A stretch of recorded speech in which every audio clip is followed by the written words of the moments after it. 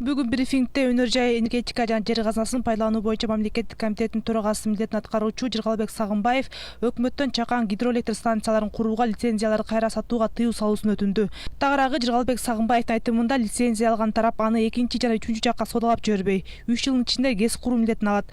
Андыктан ал кайрадан катыларды кетирбөө керек деп эсептейт. Очень важно, чтобы не было вторичного рынка, не было спекулятивных действий, не было коррупции и так далее. Вот мы человеку выдали, одному гражданину, он должен в течение 3 лет построить, не продавая, не ставя в залог и так далее, и так далее. Нельзя это все делать.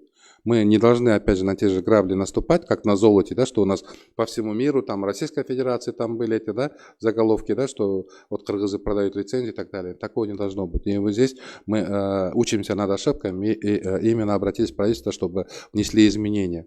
Ошондой эле ал өз сөзүндө бүгүнкү күндө өлкөнүн энергетикалык абалы анчалык жакшы эместигин белгилеп, андыктан ал бүгүнкү күндө электр энергияны үнөмдөө маселеси биринчи орунда туруш керек экендигин айтып, коомчулукка кайрылды. Хотелось бы, сегодня у нас не очень хорошая ситуация в энергетике, поэтому вот хотелось бы, чтобы вопрос энергосбережения сегодня стоял на первом месте.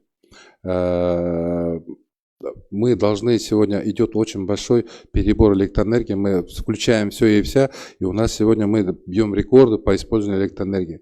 Вот поверьте, что сегодня наши мощности не позволяют это все тянуть, потому что работают и инвесторы, и производство, и легкая промышленность, швейные цеха и так далее. И вы, уважаемые наши граждане, вот нужно правильно понять и тут минимизировать использование электроэнергии.